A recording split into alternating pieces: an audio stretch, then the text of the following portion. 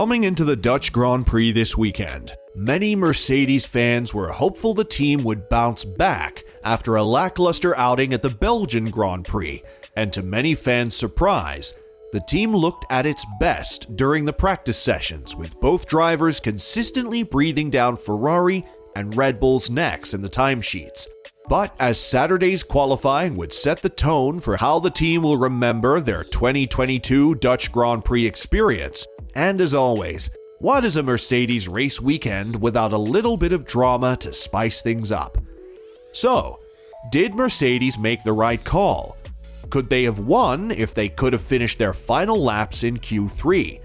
And why is Toto Wolff pissed at Red Bull yet again? Well, let's talk about it then. But before we do, consider subscribing to the channel so you don't miss out on our latest uploads. Now that's out of the way, let's get started. After the practice sessions at Zandvoort, both Lewis Hamilton and George Russell were at their best, with both drivers getting close as they've ever been all season with both the Ferrari and Red Bull drivers. But as we all know by now, all of that momentum would be put to waste during Saturday's qualifying session, where both Lewis Hamilton and George Russell would not be able to finish their final laps in Q3 after Red Bull's Sergio Perez shunted on his final lap that yellow flagged the session just before both Lewis and George got past where Sergio had stopped on the track. After the session, both team boss Toto Wolff and Lewis believed that Lewis had the pace to be on pole, or at the very least be in the front row, if not for Sergio ruining it for Mercedes. And this would not be the only time a Red Bull driver would ruin it for Mercedes. As Sunday's race came about, and after 44 laps into the Dutch Grand Prix, and Lewis having the tire advantage over Max Verstappen to chase him down, the tides would be turned by the junior Red Bull team AlphaTauri, as Yuki Tsunoda would have to stop at the side of the track, forcing the grid to be placed under the virtual safety car.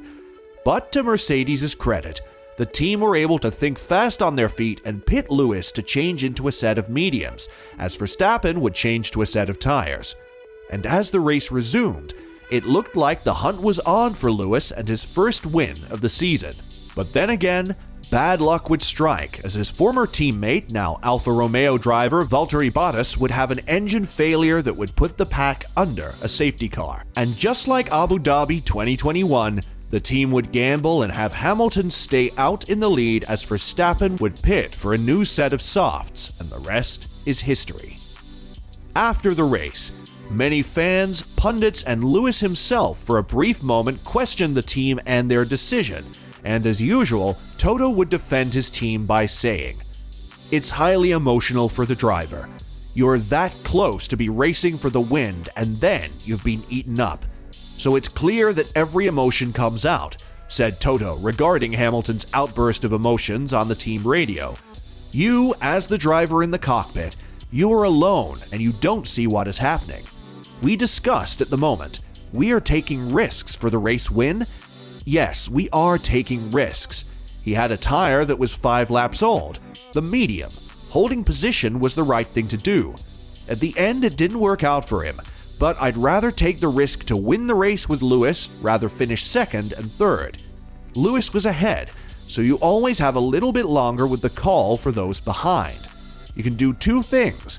You can either pit Lewis and lose track position against Verstappen and leave George out screwed, or you can pit both, screwed. So it was worth taking the risk." And while Toto had admitted that he and his team of strategists were put between a rock and a hard spot with their pit strategy, the Mercedes team boss was also quick to cite Tsunoda's bizarre retirement from the race. "If we were fighting a championship, this would be something I would closely look at," said Toto.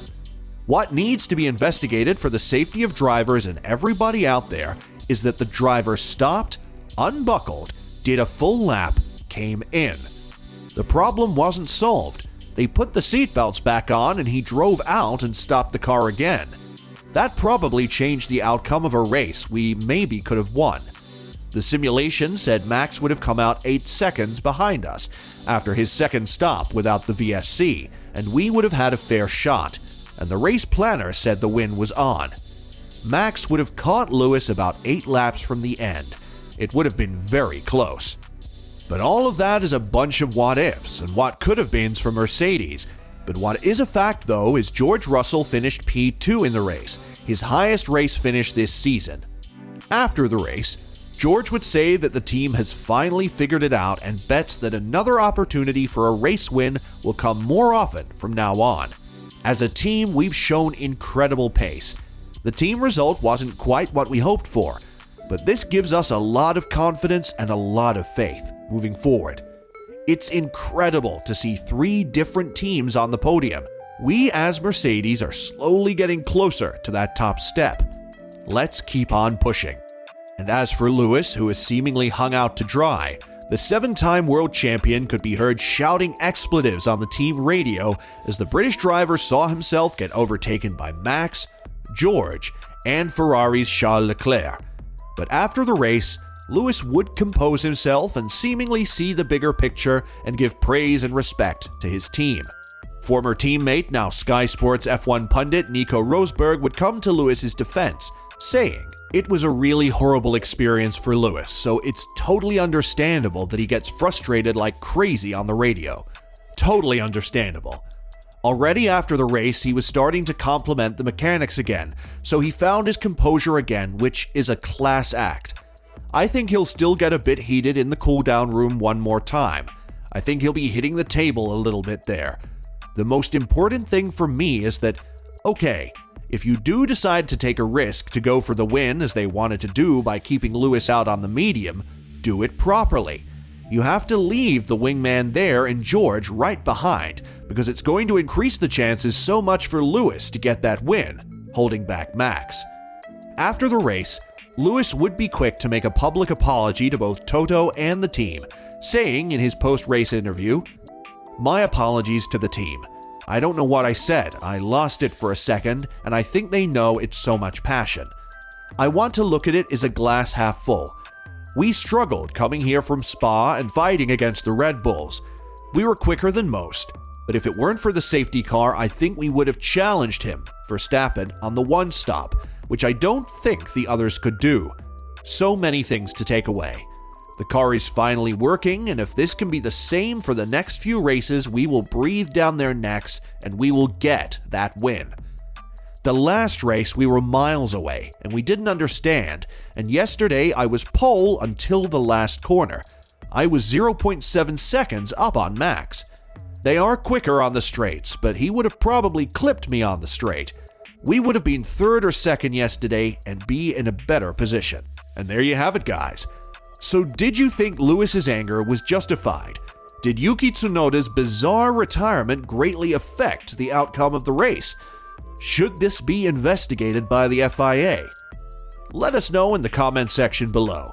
And as always, don't forget to like and subscribe to the channel if you haven't.